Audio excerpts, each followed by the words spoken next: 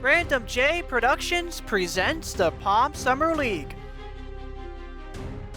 Today we come to Touring Ring Motegi here in Japan for this year's running of the UPS Summer Special. On this cloudy summer morning, 40-star drivers are all ready and lined up on pit road for what should be a good one here today in the land of the rising sun. Thank you for tuning in. I'm Josh, your commentator for today's race, and welcome to Japan, a dream travel destination for many, including myself.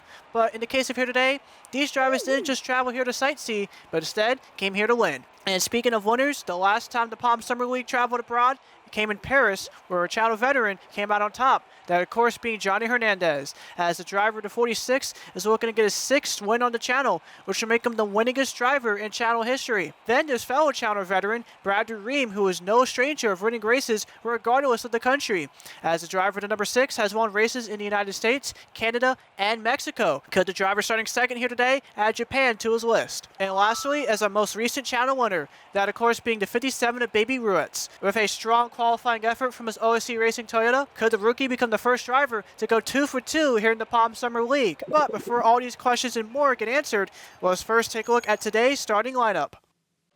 So on the pole is the 20 of Nixant. Next on for the second race in a row, starting second, is the 6 of Bradley Ream.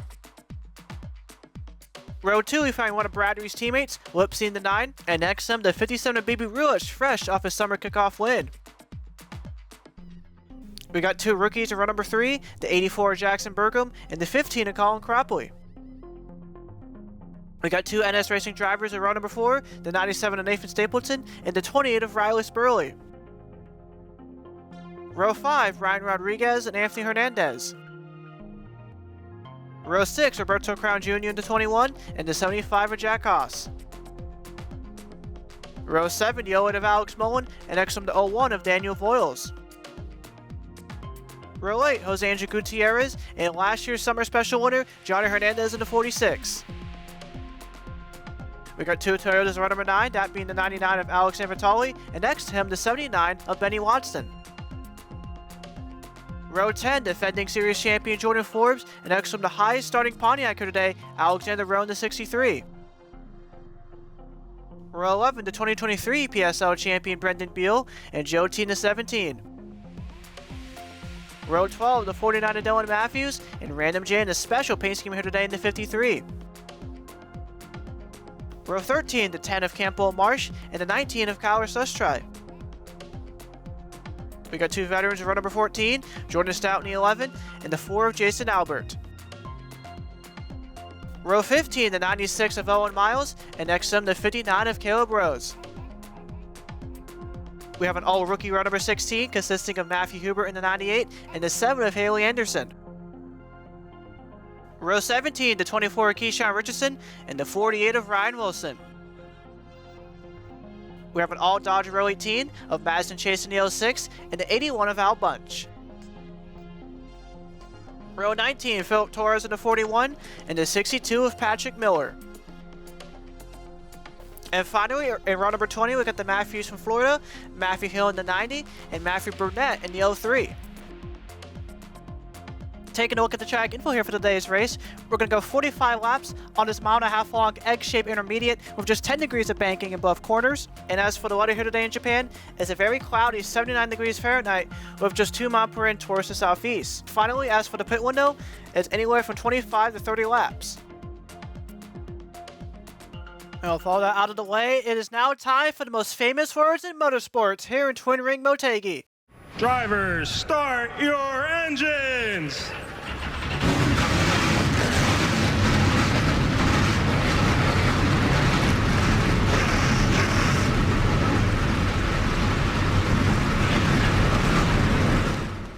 Now, of course, with this track being literally in the other side of the world in a completely different time zone, it obviously takes a lot of planning just to get every little piece of equipment here in one piece. Let's dial one of our owner drivers for some more insight.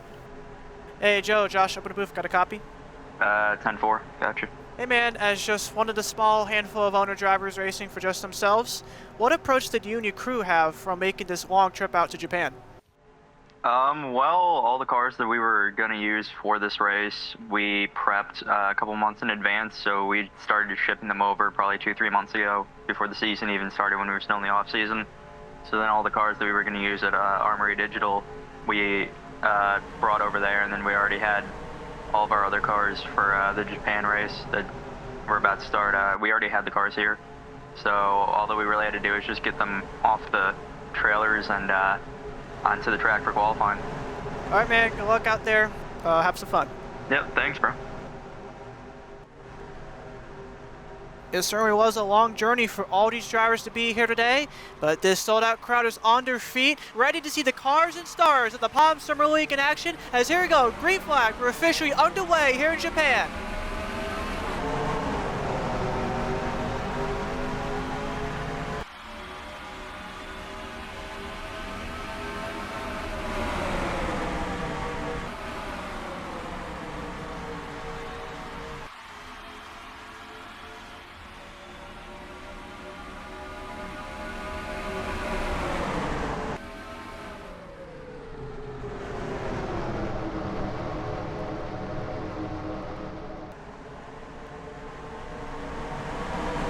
Coming to complete the first lap here in Twin Ring Motegi, it's Nick St. leading the way, with Jaxon Bergem in second, Staple up to third, while Bradley Ream is still 3 wide of his teammate Lipsy, as well as Roberto Crown Jr. now.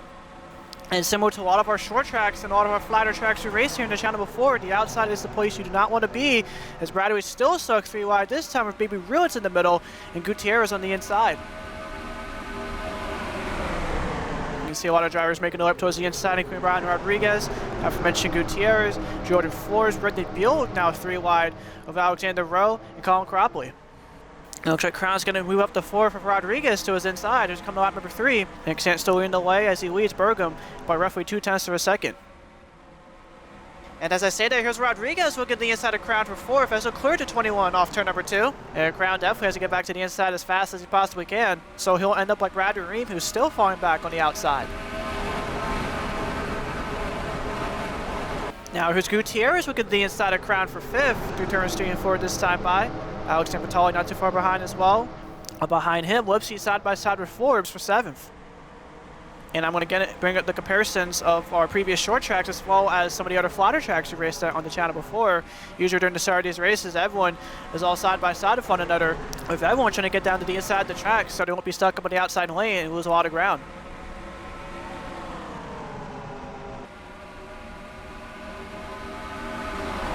But so far, everyone inside this top 10 are all a single file, exception of Brendan Beal, who turns 3 and 4, as he's side by side of Lipsy for 10, looks like a clear his teammate this time by, as Lipsy's not going to go force 3 wide of Alex Mullen in the middle, and Campbell Marsh before Mullen backs off as we come to lap number 5. And you can see a lot of bigger names still trying to make their way up through the field, like Anthony Hernandez, Jordan Stout, Keisha Archin, Benny Watson, and others, while the Matthews of Burnett and Hill are briefly 3 wide of Madison Chase, but they're able to quickly sort that out. You see last year's summer special winner John Hernandez back here as well. A random Jane at 53. He's currently last as of right now in 40th. But obviously there's still a lot of time left in this race, especially if the inevitable pit stops and potential restarts we could have from a caution. But as of now, the veteran pole sitter Nick Sant leads the way, as he now only looks to become the first driver in PSL history to win in all 3 seasons, but to get his first win for his new team, Jaxon Racing. Meanwhile, the rookie Jaxon Bergem's done a really good job of maintaining his pace with Nick Sant, as still about 0.2 of a second separates those two. As of now, half the drivers currently inside the top 6 have yet to win a channel race, but here's Jordan Forbes looking to the inside of San Vitale down the back and continuing to turns 3 and 4. This is going to be for the 6th position as your defending series champion gets around San Vitale with ease. On board of Jaxon Bergem off turn number 4 and coming down the front stretch to complete lap number 6. See how his gap with Nick Sant will be at this time buys. Oh, Alex Mullen gets turned, coming to the front straight away. Benny Watson, Jordan Stout, Mullen's on his side, riding the wall. And oh my god, what is this? The 3rd straight PSO race we've seen a car go on its roof dating back to last year's race at Minnesota. But regardless, this will bring up the caution already here in Japan. But somehow Alex Mullen is able to get back on all 4 tires and keep on rolling. So we're going to see if he does go to the garage or not. But anyways, coming back to the line this time by is Nick Sant leading the way, followed by Jaxon Bergem, Nathan Stapleton, Brian Rodriguez, and Jose Angel Gutierrez. Now, despite us being only 8 laps into this race, we're going to see if anyone will come down pit road this time, despite not even being close to the fuel entire window. I'd imagine the cars that did get damaged or potentially got damaged during that wreck will be probably the only drivers down pit road. So some other drivers inside this top 10 include defending series champion Jordan Forbes in 6th, Alex Invitoli, the former Madhouse Classic winner in 7th, Roberto Crown Jr. in the 21 in 8th, of course Bibi Ruiz, the winner from the summer kickoff in 9th, while Brendan Beal, the 2023 PSL champion, rounds off the rest of the top 10 as of right now. And speaking of Brendan Beal, you can see him alongside everyone else behind him, like Lipsy, Campbell Marsh, catching back up with the rest of the field, as for whatever reason they got held up from everyone else when the caution came out.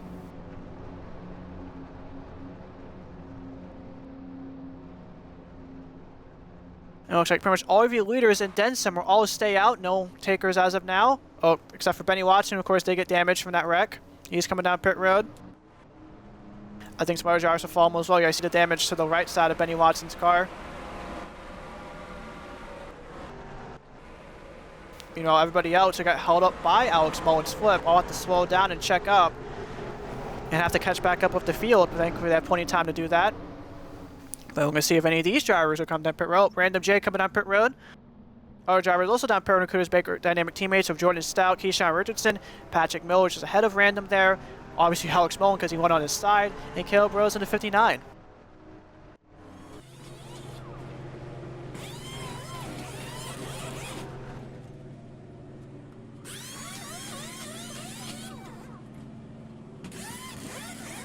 See the Baker cars as well as Miller and Rose do 4 tires there as they're off and away.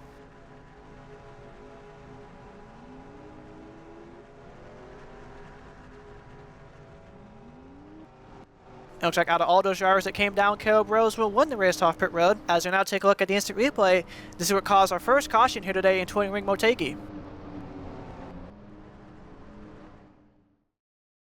So all just started really in turn 3 and 4, as Alex Mullen, Bradley Ream, and Riley Spurly were 3 wide.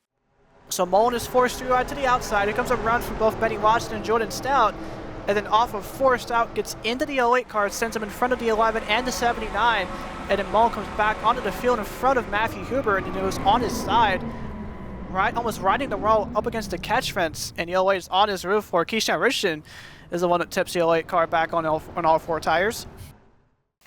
So we'll take notice from up above. So again, Jordan Stout gets into Alex Mullen, essentially squeezes him and Benny Watson into one another, sends the 08 car around in front of Stout, of Caleb Rose getting some damage, making contact with Jordan Stout's left rear. And then Stout gets into the 79 again, sends both cars up the track with Mullen into the wall, and eventually on his side, pretty much wall riding right up against the catch fence. And as you see, all the other drivers behind, like Jack Haas, Matthew Hubert, Matthew Burnett, fast on the brakes, with Burnett and Richardson all coming to a complete stop to avoid making any serious contact with Haley Anderson. And Al Bunch definitely bumped the 24 and the 03 there. And we'll take a look at this one more time in real time. And like what I was saying earlier, this is exactly why the inside is the best place to be at these flatter tracks. As if you're stuck in the middle and outside, something like this could happen and effectively end any chances of you winning here today. Now let's go on board with Jordan Stout to see his point of view. So Stout got a big run off of 4 in the middle, but at this point right here, there's just not enough room for 3 cars to go 3 wide here. It sent both Watson and Mullen around. Ooh, heavy contact from Jack Haas, his teammate there as well. Let's go on board with Matthew Hubert. So this happens right in front of him. Does he avoid? Oh man, he actually made a little bit of contact with Alex Mullen that ultimately sent him on his side. And finally on board with the 48 of Ryan Wilson. So as you can see, once Wilson starts seeing that smoke, he immediately went on the brakes and came to a complete stop, like a lot of these drivers did in front of him and behind him. Regardless, a great miss there for the former Golf Summer Series champion. But anyways, we're already under caution here in Japan for the UPS Summer Special. We'll be right back with you guys after this.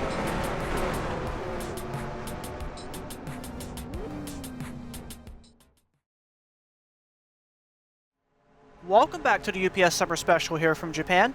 We're about to come back green after Jordan Stout forced both Alex Mullen and Benny Watson 3 wide off 4, which resulted to the LA car being on his side and nearly getting up against the catch fence. Also during the caution, 7 drivers came down pit road, including 3 of the Baker drivers of Random, Richardson, Stout, as well as Benny Watson. Caleb Rose, Patrick Miller, and the aforementioned Alex Mullen. And all those drivers that I mentioned got some type of damage from that wreck and came down pit road to both get tires and to make sure their cars and to repair any potential damage. But anyways, the top 5 so far is pole sitter Nick Sant, followed by rookie Jaxon Bergem in the 84, Nathan Stapleton in the 97, Brad Rodriguez in the 18, while Jose Angel Gutierrez in the 94 rounds off the rest of the top 5. But anyways, as the pace truck continues down pit road, we're back on the green here in Japan.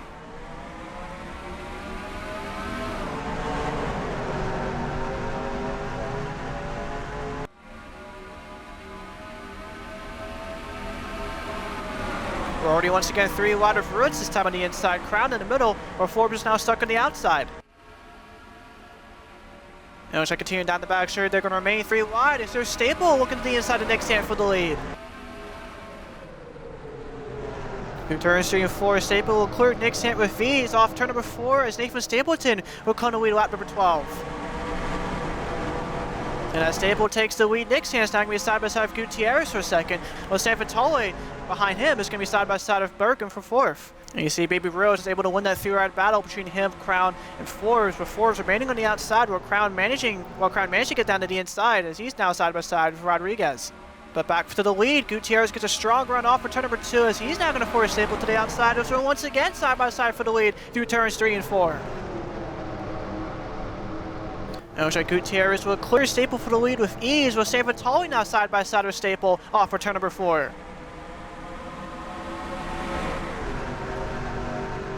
And you can just see how strong the inside lane is here at this track. You saw last time by when Staple got to the inside of Nick Sant, he got around him with ease. But once Gutierrez got to the inside of Staple, he also got around him with ease, as both Staple and Nick Sant now are stuck on the outside.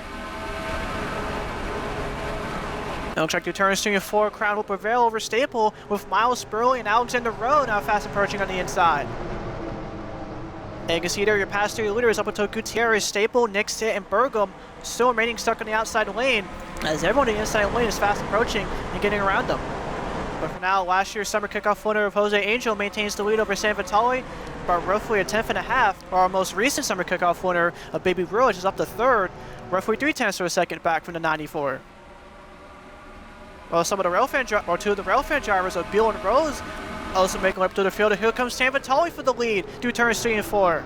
And much like with the 94 and the 97 earlier, San Vitale will clear Gutierrez with ease off turn number 4 as the second-year driver will come to lead lap number 15.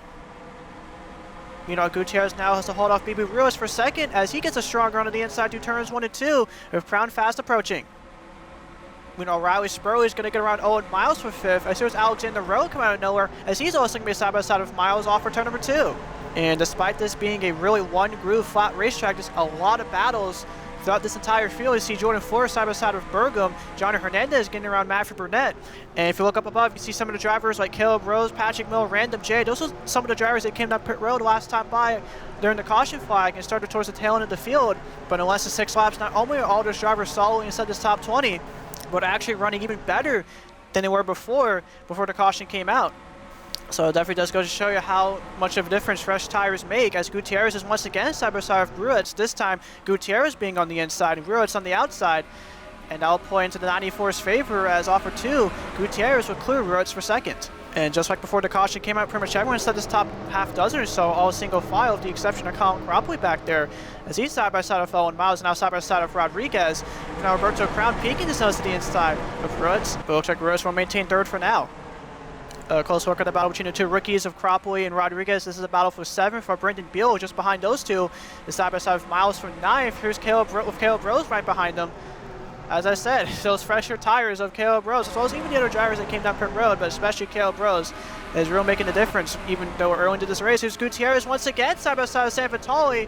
This time with Gutierrez on the inside, forcing San Vitale to the outside. Gutierrez back to the lead off turn number 4 and coming to lap number 19 here in Motegi.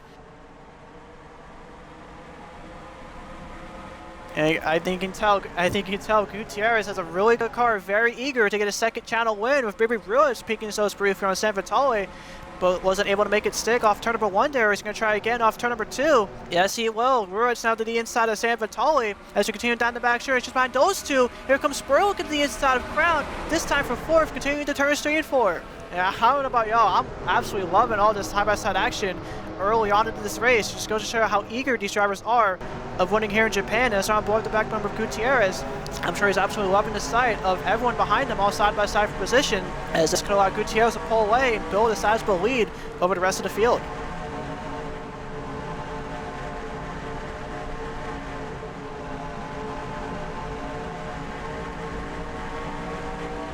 And it looks like both Stan Vitali and Crown shuffle to the outside. Your top 5 is now going to consist of Gutierrez, Ruiz, Spurly, Rowe, and Cropley, with Brendan Beal now side by side with Crown for 7th.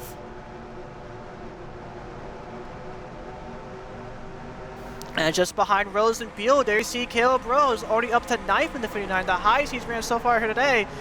And with that car having much newer tires compared to everyone else, I wouldn't be surprised if it continues to move up through the field. As now here's Spurly to the inside of Rose for 2nd off turn number 2 and continuing down the back.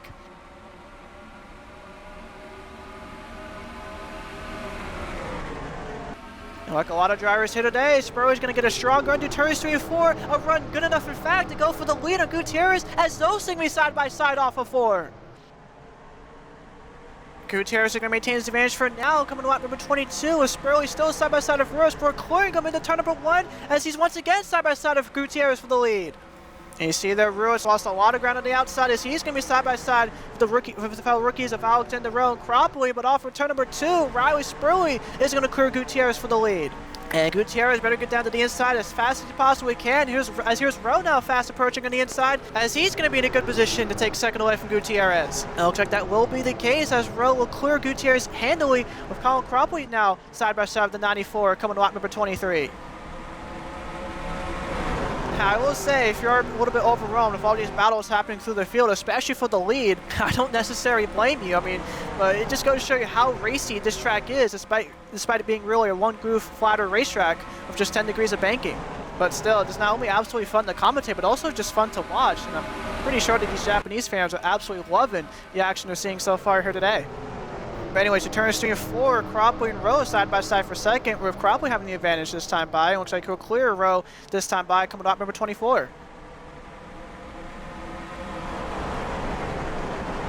But right behind those 2 rookies are 2 of the railfan drivers of Brendan Beal and Caleb Rose, as that 59 car has been absolutely flying since that restart of those fresher tires. And it appears he has absolutely no signs of slowing down anytime soon, as he now looks to the inside of Rowe for 4th. So we'll refer back San Vitali and Gutierrez side by side once again, this time for 7th, as here's Rose looking to the inside of his teammate of Beal, this time for 3rd, as that 59 car continues to fly. And I would imagine if Rose getting around his own teammate coming to lap number 25. If you're Spurly or Cropley, I'd be really worried about that 59 car as he's quickly fast approaching. And with the rate he's going, I wouldn't be surprised if Rose goes to the lead for the next lap or 2.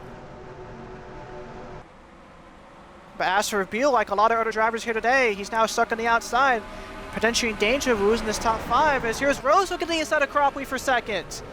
Rose gets a strong run to turns 3 and 4, a run good enough to be side by side with Spurly for the lead. Oh, Spurly got tight that time by, as coming to lap number 26, Caleb Rose goes to the lead here in Japan. And much like the other drivers before him, Spurly's going to get forced up to the outside to turns 1 and 2, with Cropley now side by side with the 28. And as Cropley clears Spurly with ease, Alexander Rowe's now going to be side by side with the 28. And as Spurly continues to lose ground on the outside of Bibi Ruiz, and now San Vitali coming up through the field once again. I do have to mention Rose was not the only driver who came down pit road under caution, as another one of those drivers was the 53 Random J alongside Patrick Mill in the 62. 2 drivers that are also in the verge of making their way up towards the top 10.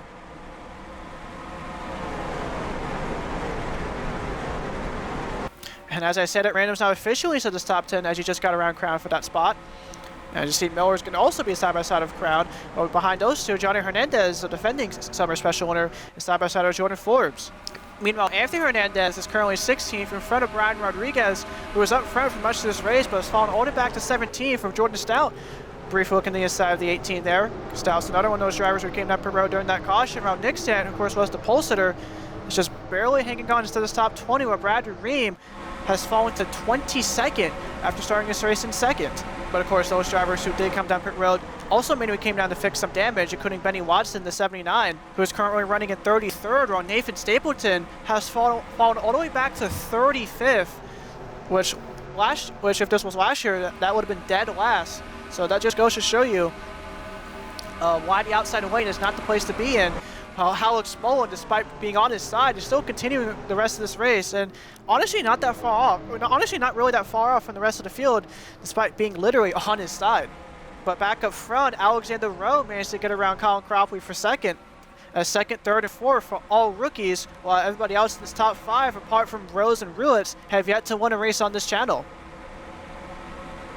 Now, in the case of Rose, the last time he's won a race on the channel, in fact, the only time he's won a race on the channel, was during the 2023 PSL finale at Minnesota, which, hey, Minnesota, by the way, is our next PSL race after this one for the Father's Day Classic. Meanwhile, Cropley and Rowe continue to battle hard for the second place spot. It looks like this time by coming to lap number 30. And of course, this means that our fuel and tire window is officially open. I would imagine that everyone who did not pit during that caution will come down very shortly, but that answer really isn't as clear for those drivers who did come down pit road during that last caution, including Leader Caleb Rose and Random J, as we'll have to wait and see if those drivers will either come down pit road alongside everyone else during this pit window, or will they try to go long and try to save as much fuel as they possibly can, which frankly, I don't really think they have enough fuel to make it all the way. It looks like so far Rose will stay out alongside pretty much the rest of the entire top 5. It looks like Matthew Hill's coming down pit road in the 90. Other cars going to join him include Ryan Wilson, Haley Anderson, Kyle Sushchai, Albert, and Joe T, as this will officially kick off green flag pit stops here in Motegi.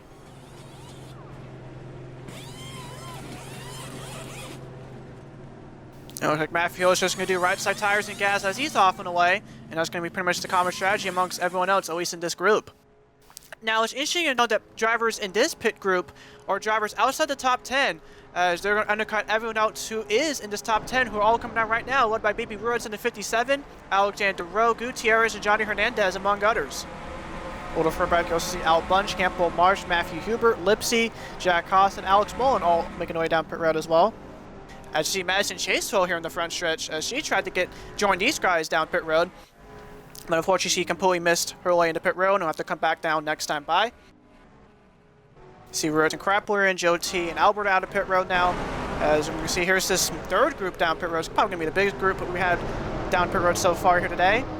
And yeah, this is definitely a large group consisting of Jordan Forbes, Anthony Hernandez, Philip Torres, Jackson Bergem, among others.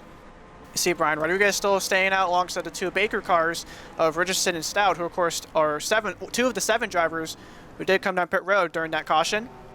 And speaking of those drivers, Rose and Random have yet to come down pit road and still remain first and second respectively, while Patrick Mills is another one of those drivers who came down pit road earlier, as he's currently still in third.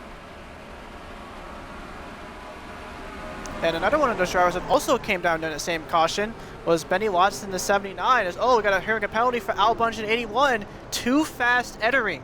Definitely a tough break for the rookie, as you're going to have to do a stop and go penalty here, as this will all but take him out of contention here today.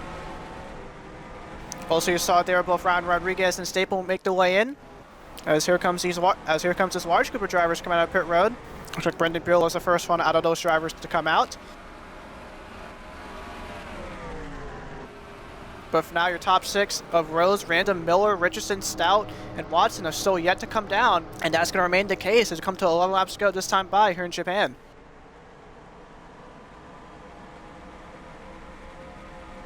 That time by, looks like Random was able to close the gap between him and Rose down to under a second. Oh, Burnett goes for a spin in the front straight away. Oh my god, there's something to caution. Now he's got more trouble. Lipsy gets turned by Joe T of Bergem around in front of the 98. Oh my goodness, that was the last possible thing that the drivers that came down pit road wanted to see. A caution flag, especially this late into the race, as everyone except for the top 6 are all at least 1 lap down. And really the only possible way that 7 font down can get their laps back is if the entire top 6 all come down pit road simultaneously. And I don't think that's going to be the case under this caution at least. Now, with this caution coming out, with just 10 laps to go, I would imagine everyone inside this top 6 is going to try their absolute best to save as much fuel as they can to make it to the end of the race. But for now, we're going to take a look at the instant replay that has absolutely changed the entire course of this race.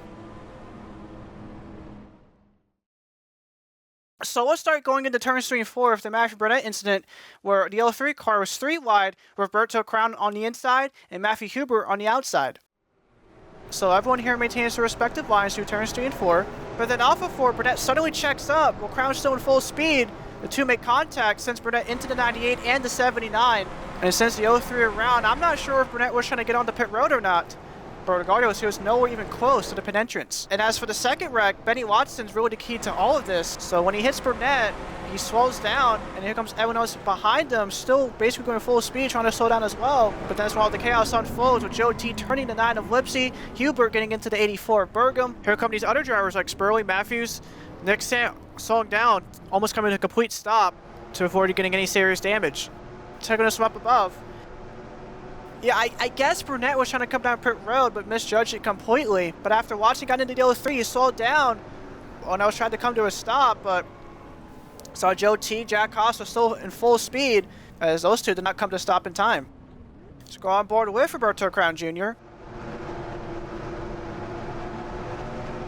So I really think Burnett was trying to come down pit road, but it was just way too late. It wasn't even close to the pit entrance. Definitely a big miscalculation there for the 03. Let's go on board of Joe T now.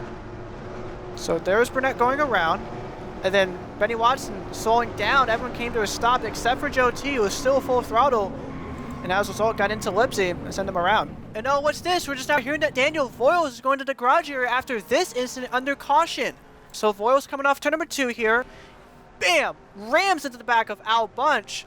Of course, Bunch definitely has a lot of rear end damage, but Daniel Voiles' Ford is absolutely junk. He is done for the day with heavy, heavy smoke coming out of that car. But regardless, we're still under caution here in Touring Ring Motegi for the UPS Summer Special. Welcome back to the UPS Summer Special here from Touring Ring Motegi. And I definitely have to do a lot of explaining on why everyone 7th on down are all at least 1 lap down. And long story short is that when Matthew Burnett tried to come down pit road, he was way too late on doing so, and instead got turned into the wall by Roberto Crown. And after Benny Watson slowed down to, after Benny Watson made a little bit of contact with Burnett, he slowed down and caused other drivers that were coming up behind him, like Joe T, Lipsy, Jack Haas, and others, to also get damage. And of course, that caution came out at the worst possible time, right during pit cycles, which resulted in 7th on down, all being trapped at least 1 lap down. Well, the top 6, consisting of Caleb Rose, Random J, Jordan Stout, Patrick Miller, Keyshawn Richardson, and Benny Watson had yet to pit, and have still yet to pit, even during this long caution flag. Now, as of right now, the only driver out of this race is the 01 of Daniel Voiles, who absolutely rammed into the back of the 81 of Al Bunch, completely destroying that race car under caution just before the commercial break. So he's done for the day, as hope everybody else catches up to the top 3. Here we go. I don't know what's taking everyone forever to catch up with the rest of the top 3, but everyone's all here. Double file ready for the restart. You see the damage to Al Bunch's car after the aforementioned Voiles incident. But here we go, back on the green here in Japan with only 6 laps to go. Great restart for Random J on the outside. Is into turn number 1. He'll come down in front of Rose on the inside. You know, Patrick Miller, despite restarting right behind Random, had a terrible restart and is losing a lot of ground, but fortunately he's going to probably maintain the top 5 as everyone else behind him besides Benny Watson, all 1 lap down. Through turns 3 and 4, Random and Rose move down to the inside in front of Stout as they're 3 out a little further back with Anderson, Crowley, and Watson. Oh, the top 3 are down pit road. Random, Rose, and Stout all down pit road alongside Burnett. As Patrick, oh, Joe T gets turned by Haas alongside Jaxon Bergem. And he'll bring the caution right back out. So I got more trouble. Alexander Rowe into the wall, into the safety barrier, comes back on the field in front of Sustry. Oh my goodness, and again, another poorly timed caution comes out here in Motegi. Has those 3 drivers of Random, Rose, and Stout, that was the biggest break they could possibly get with that caution coming out, as they have potentially a chance still to win this race. While the other 3 drivers have yet to pit, of Patrick Miller, Keyshawn Richardson, and Benny Watson either have to come out this time by, or hope to God they save as much fuel as they possibly can to make it all the way to the end. And of course, with this caution coming out at this point in the race, This means that this race will finish with a green-white-checkered finish. But let's first take a look at the instant replay to see what caused our third caution of the day. So let's start with the first incident that initially brought the caution of Joe T in the 17. So do turns 3 and 4. Oh, the entire field, I guess, checked up when Random, Rose, and Stout all came down pit road. And as a result, Joe T was all of a sudden 3 wide of Jack Haas and Jaxon Bergem. But much like our first wreck of the day, there was just not enough room for 3 cars to go through right off of 4, with Haas and Joe T making contact, sending the 17 in front of the 84, with Bergem also going for a spin because of that, while everybody else behind them tried their best to check up and avoid. So signals them up above. And yeah, again, there's just not enough room for those 3 cars to go through right there, with Haas getting into Bergem, and then moves up, making contact with Joe T in the process, sends both the 84 and 17 around. But as for the second part and the much more serious part of this wreck, watch the 6-3 of Alexander Rowe here. So again, just like with Joe T towards the back of the pack, when the top 3 came down pit road, it checked everybody up and forced Rowe in the middle to be 3 wide with Ruiz and Haley Anderson. But just like before, there's just not enough room for 3 cars to go 3 wide, with Ruiz getting into the 63, sends him into the wall, and it hits the safety barrier transitions, and comes back onto the track in front of Hubert and Sushar, who had absolutely nowhere to go. Taking him up above, so again, yeah, there's just not enough room for 3 cars to go 3 wide, and then bam, here's that safety barrier transition, almost very reminiscent of the incidents we've had with Papyrus in years past. Very, very scary look there for Alexander Rowe. But now let's go on board with Jack Haas, who had a good view of both incidents in action.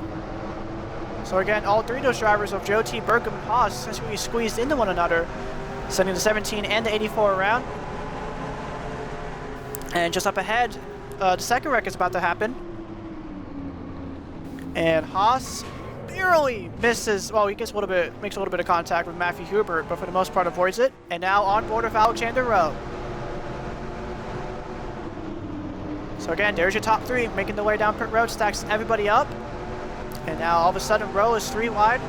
Ruiz to his outside, and Anderson to his inside, pretty much leaning on him as we go into turn number 1. Bam, there's a contact from Ruiz. And here's a hit. Oh my goodness. Oh, hard hit for Rowe. Definitely a tough break for the rookie who had a really, really good run going for him until all of that unfolded. And finally, on board of Coward Sustry.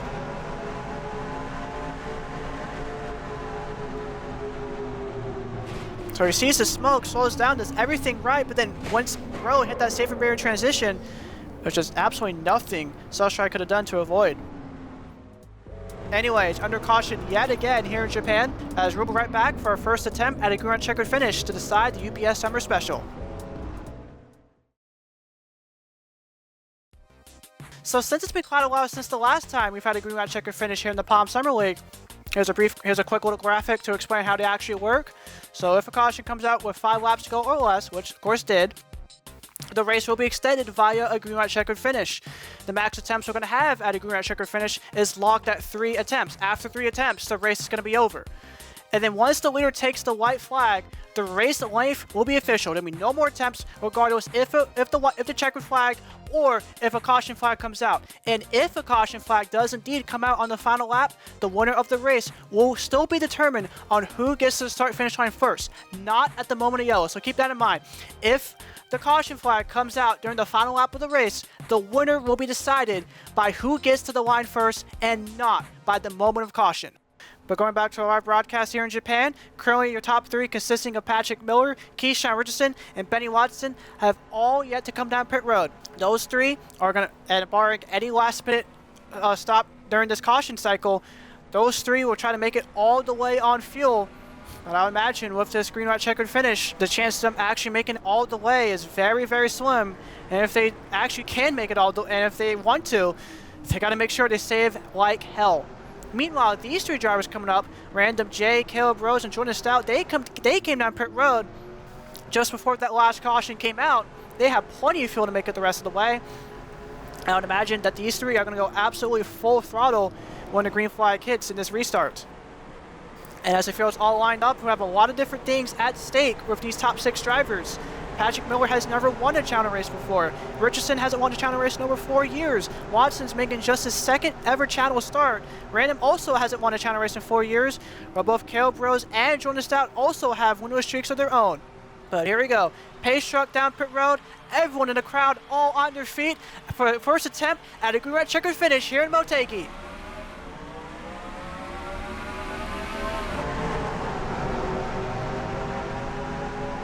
Good launch for Keyshawn Richardson from his teammate of Random J, but Patrick Will quickly responds for a strong run of his own into turn number 2 as a clear Richardson for the lead. Continuing down the back, Watson and Richardson are side by side for a second. I think Miller's out of gas. He is! Patrick Miller out of gas! Here comes Watson, marketing pass by the 62. And with Miller out of gas, I think Richardson's also out of gas as the both of them are going to hold up both the outside and middle. But for now, it's Benny Watson to the lead as we see the white flag with both Richardson and Miller down pit road. Benny Watson, just a second challenge. Oh, Jordan Stout gets turned! Sam Vitale, Johnny Hernandez also go around as well. This race is not over yet. Here's your race back to the line. Benny Watson in just a second channel start. Can he make it 2 for 2 for a rookie class here in 2025? But Caleb Rose, he's gonna fuel. Is fast approaching down the back straightaway. Here comes Rose to the inside of Watson. Through turns 3 and 4, Rose will clear Watson on the inside as they head back to the front stretch. And here we go, coming to the checkered flag is Caleb Rose, who wins a wild one here in Twin Ring Motegi. And wow, what a very chaotic race here in Japan. I'm actually physically sweating on just how chaotic this race was. But it's a race won by Caleb Rose, who gets his first PSL win since 2023's finale at Minnesota. But of course, we have to take a look at that final restart, as well as what caused our final wreck of the day on the white flag. So here we go, this is the final restart. Initially, Keyshawn Richardson gets a strong launch, partially helped from his teammate of Random J. But then into turn number 2, Patrick Miller quickly responds, getting a strong run on the inside. The inside's gotten strong runs in that area the entire day. But it was all for naught, as right around here was when Patrick Miller ran out of gas, and Benny Watson ran around him with ease. And as both Miller and Richardson ran out of gas on the outside lane, they held up both Random and Stout, ending their chances of winning here today. And out of all those 6 drivers, Watson and Rose are the only 2 drivers to maintain the inside lane as we come to the white flag. And I want to say right around this time was when that final wreck happened, but we'll take a look at that at the next replay. But I will say, if Watson wasn't on fuel-saving mode, or if we decided the winner based on when the caution came out, Watson would have easily won this race. But instead, we raced back to the line here in the Palm Summer League. Watson couldn't just quite stand up to Rose. Rose had plenty of fuel to make it all the way. He looks to the inside of this, as the 59 looks to the inside of the 79 through turns 3 and 4. And it was just pretty much all smooth sailing for Caleb Rose. But still, a really, really good effort for Benny Watson, as he was very, very close to winning this race despite being short on fuel. But now let's take a look at what caused that final caution. So as I said, when both Richardson and Miller ran out of gas, they stacked up essentially the entire field behind them. And with the both of them coming out pit road, just like our last caution, it stacks the entire field up, with Jordan Stout getting into Johnny Hernandez since those 2 around, with Alex and Vitale getting major damage there too, and pretty much everyone all came to a stop right behind them. I'm kind of surprised they were able to clear this up when the leaders came back to the caution, when the leaders came back to the finish line, I should say. And of course, with Rose getting his first win in nearly 2 years, he's going to do some burnouts in front of the Japanese crowd.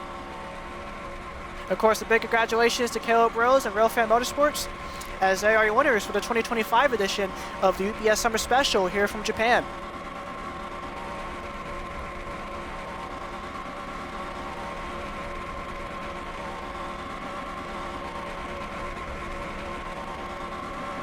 But anyways, we'll take a look at the finishing results and point standings after today's rather chaotic race. So here we go. Of course, Caleb Rose wins here today at Twin Ring Motegi. And also, as a cherry on top, Rose also the most laps of the day of 15 laps, meaning that the 59 team scored maximum bonus points today. So definitely a fantastic day all around for that team, and those maximum points today could definitely go a long way in this shorter summer series. Meanwhile, Benny Watson finishes second. I do have to add, Watson was involved in both our first 2 cautions here today. And if it weren't for, if Miller and Richardson ran out of gas in front of Rose, as well as everybody else, Watson could have very well won this race. And that team did a really, really good job to not only bounce back from getting involved and getting some damage during our first 2 cautions, but to also save as much fuel as they did during that final run. Random J, who of course got held up by Miller and Richardson after they ran out of gas, will finish 3rd, while his teammate Jordan Stout will finish 4th, despite being involved during that final wreck. Meanwhile, Patrick Miller, despite running out of gas coming to the final lap, will still manage a 5th place finish, which is definitely better where Keyshawn Richardson finished, which we'll see a little bit later in the finishing results. Now, of course, as previously mentioned, with that poorly timed match from that caution coming out right during pit cycles, everyone 6 on down who all made their pit stops will all finish 1 lap down or worse, with the highest of them all being Matthew Hill, I should say, who of course came down pit road before most of the other drivers, and if it weren't for that final caution, if it weren't for that Burnett caution, Hill could have very well had a shot to win this thing, but unfortunately it was just not meant to be. Well, Bibi Ruiz in 7th is 2 for 2 when it comes to PSL top 10 so far in his career, as that team continues to build on the momentum after winning the summer kickoff. The 10 of Campbell Marsh is someone who I didn't really mention much throughout the entire race, will finish a very solid 8th, while the 2 PSL champions of Jordan Flores and Brendan Beal make up 9th and 10th respectively. And as for 11th through 20th, a lot of bigger names back here, including Keyshawn Richardson, who of course, like Miller, ran out of gas coming to the white flag, but unlike Miller, he failed to finish not only inside the top 5, but also failed to finish on the lead lap. Meanwhile, Matthew Hubert finishes 14th despite getting damage in pretty much every one of our wrecks we've had here today, so still a good effort for that 98 team here today. And you see the pole sitter of Nick Sant finishing 18th, while Colin Cropley, who probably should have had a much higher finish than he should have had, will finish 19th, for Owen Miles rounds off the rest of the top 20. As for 21st through 30th, there you see Nathan Stapleton in 24th, who despite not only starting up front, but actually running up front for a little bit during that early portion of the race, and was actually leading at 1.2, but after he got forced up to the outside, the 97 was just never really able to recover, and at one point was as low as 35th during this race. Disappointing result also for Anthony Hernandez, as he'll finish 25th, where Rowley Spurly in 28th and Jose Angel Gutierrez in 29th, where 2 drivers had really strong cars up front, but after the shenanigans after that Burnett caution caused probably what was going to be a really good day for both of them to end their days in disappointment. And finally, as for 31st to 40th, Alex Mullen, despite being on his side, still manages to bring that car home in one piece above other drivers who were involved in much less serious wrecks. Of course, Al Bunch got that pit road penalty. He'll finish 34th. Of course, Haley Anderson in 35th got damaged after that commotion with Alexander Rowe, while both Jason Albert and Brad Ream got both trapped 2 laps down after the Matthew Burnett caution. And as for the last 2 drivers on the screen, you definitely got a feel for Alexander Rowe. I mean, he was up front for the entire day, had a great car, would have probably finished inside the top 10 alongside his teammates of Random and Stout, but of course that really hard wreck ended any hopes of that. And the same goes to be said for Kyle Sushire, who was an absolute victim of that said Alexander Rowe wreck. Well, finally, Daniel Voiles will finish last after completely junking his car under caution after ramming into the back of Al Bunch. And now for the point standings after race number 2, Bibi Ruiz still maintains the points lead with 84 points after a solid top 10 run here today. Keyshawn Richardson, despite finishing below the top 10, moves up to 2nd in points behind by 11, while 2023 Series champion Brendan Beal is up to 3rd behind by 12. And there you see Caleb Rose with his big win here today is up to 4th, and because of his win, he'll have the advantage over Nick Stan, who's also tied for 4th in points. Meanwhile, Brian Rodriguez in 6th is minus 17, while defending series champion Jordan Forbes is minus 18. Meanwhile, Joe T and Johnny Hernandez are currently tied for 8th, with Joe T having the advantage over the 46 due to his top 5 finish at Armory Digital versus Hernandez's 0 top 5s, while Random Jane to 53, minus 22, rounds off the rest of the top 10. So next up, race number 3, we head to a very familiar track in the Palm Summer League. This, of course, being the fan favorite Minnesota Motorsports Park for this year's running of the John Deere Father's Day Classic, which will be on the channel Father's Day night at 8 o'clock p.m. Eastern Standard Time, barring any delays. But as always, y'all, thank you guys for watching this race. Hope you guys enjoyed it, and I'll see you guys next time.